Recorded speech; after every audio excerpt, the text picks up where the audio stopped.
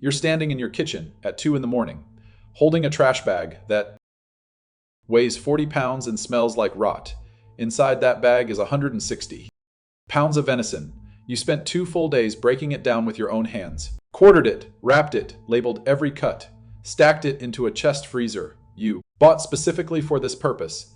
And now, 11 days into a January blackout, you're carrying it to the curb in loads because the grid decided your food was not worth keeping.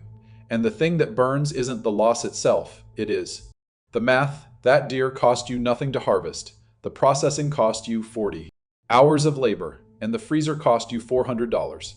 And all of it, every hour, every dollar, every square inch of cold storage, depended on a single copper wire running from a pole you don't own to a breaker box you barely understand. One layer. You built one layer of food security, and that layer was a subscription to someone else's infrastructure. And the moment they failed, you failed.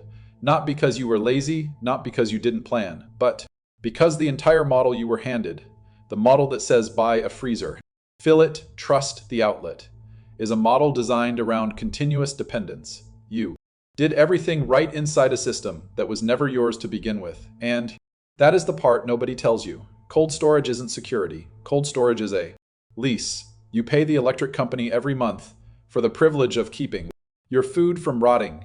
Miss a payment, lose a transformer, watch an ice storm, snap a line, and your lease is terminated without notice. Every pound of protein you stacked in that white box was collateral, held hostage by a grid that has failed more often in the last 5 years than in the previous 20.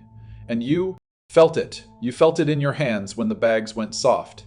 You felt it in your chest when you did the math on what it would cost to replace. And you felt it in the specific silence of a house with no hum, no compressor cycling, no quiet. Proof that your food was still yours. This isn't a storage problem. This is a sovereignty problem. And the people who survived winters before you ever plugged anything into a wall understood that distinction in their bones. They didn't. Rent preservation from a utility company, they owned it. Smoke and salt, and airflow and time, physics that cannot be shut off by a dispatcher 3 counties away. And the distance between where you are now and where they stood isn't skill. It isn't money. It isn't land. It is one structure built in one weekend. From materials already sitting in your hardware store or rotting behind your barn. And the choice of what you build that chamber from is the first decision. That changes everything. And here is the part nobody told you. The reason you're standing in your yard choosing between cinder blocks and salvage lumber. The reason you're building a preservation system from scratch instead of pulling abundance straight from the ground beneath your feet is because someone already killed the ground beneath your feet, and they charged you for the murder weapon. You bought bags of synthetic fertilizer because the label said your tomatoes needed it, and you bought herbicide because the weeds were winning, and you bought so-called nutrient-rich potting mix in plastic sacks because the dirt in your garden looked dead, and it was dead, but not because it was missing nitrogen from a factory in a pellet. It was dead because every single product you poured onto it was designed to replace a living system with a purchased one. The soil under an untouched forest floor contains miles of fungal threads. In a single cubic foot, mycorrhizal networks that move phosphorus and water, and chemical signals between root systems, like a nervous system you can't see.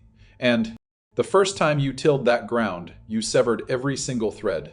And the first time you applied granular fertilizer, you told the plant it no longer needed to trade sugars with those fungi for nutrients. And the plant listened. It stopped feeding the network, and the network starved. And then the soil became what you always feared it was, empty, inert, dependent.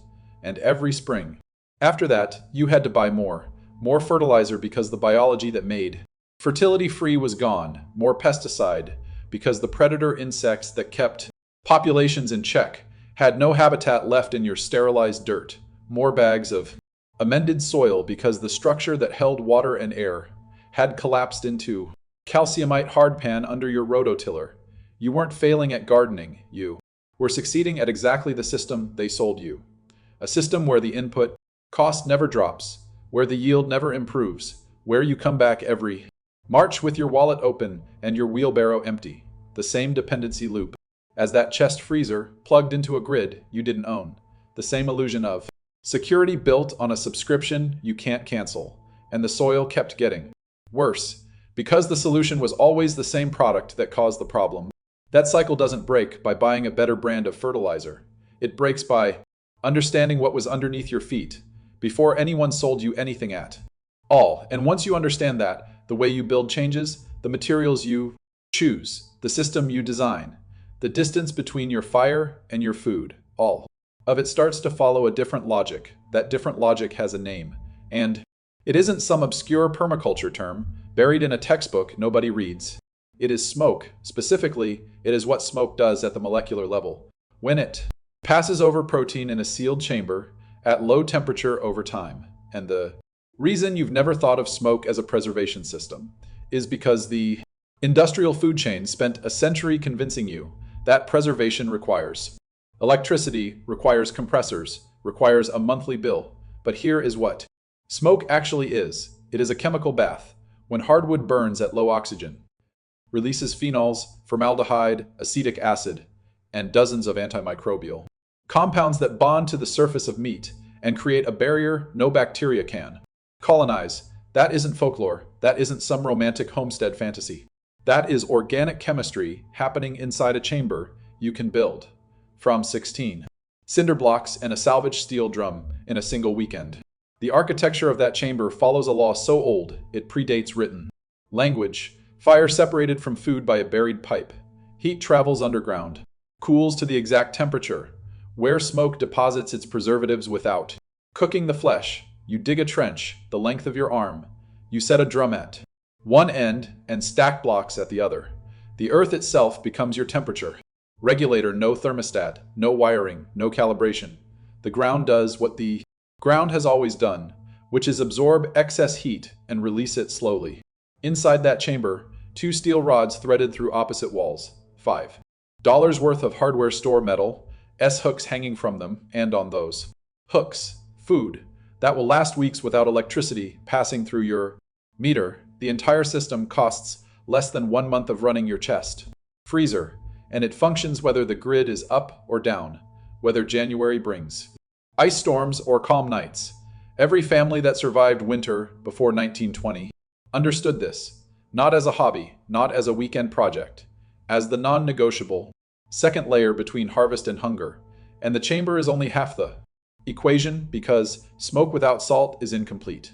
The real preservation law, the one that kept entire civilizations fed through famine seasons, is the marriage of those two forces working on the same piece of meat in sequence. So, here is the part that breaks most people's brains.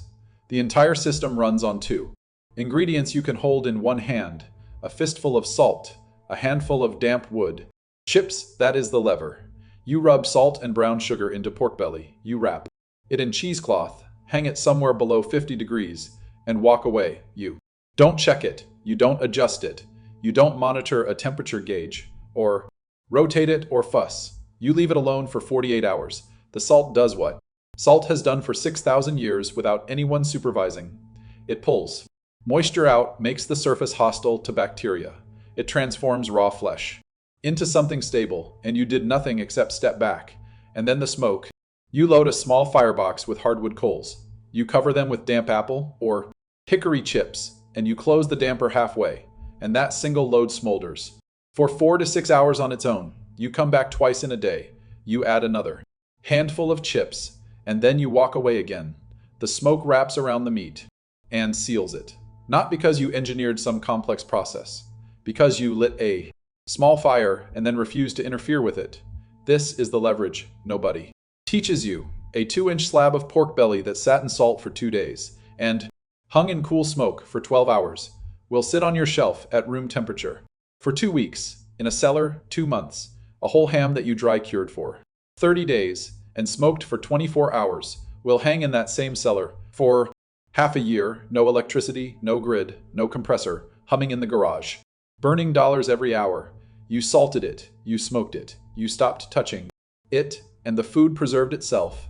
And the structure that makes all of this possible costs less than a single month of running your chest freezer. You build it in a weekend from scrap lumber and a piece of stovepipe. And once it stands there behind your house, it asks nothing of you. No monthly payment, no fuel delivery, no fragile circuit between your food and a power company 3 counties away. The smokehouse just waits, and every time you load it with salted meat and a handful of damp chips, it hands you back weeks or months of stability in exchange for a few hours of doing almost nothing.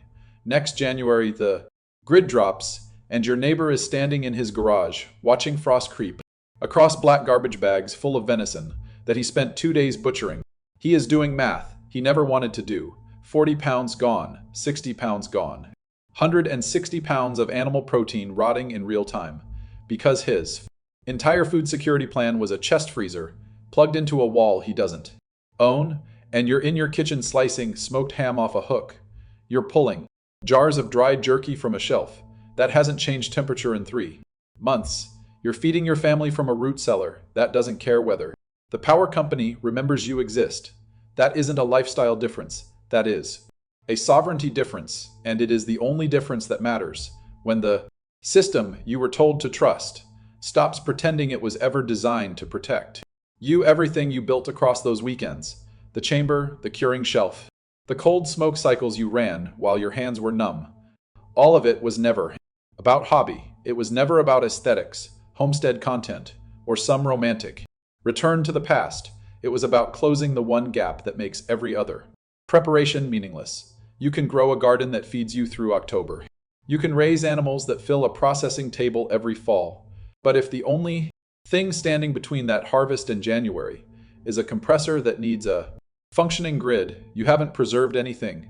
You've delayed loss. And delayed loss isn't security. It is a countdown you can't see. The smokehouse breaks that countdown. It takes the harvest and locks it outside of time, outside of infrastructure, outside of every single point of failure that someone else controls. A side of bacon on a hook that lasts until March, smoked trout wrapped tight that carries you through February, 4 pounds of venison jerky, sealed in glass, that will outlast any storm, any outage, any supply chain collapse that the news hasn't warned you about yet.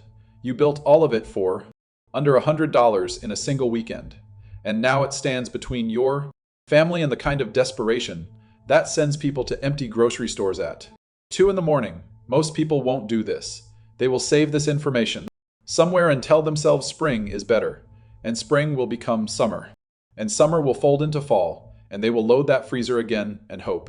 Don't be that person. The smoke doesn't care about your schedule.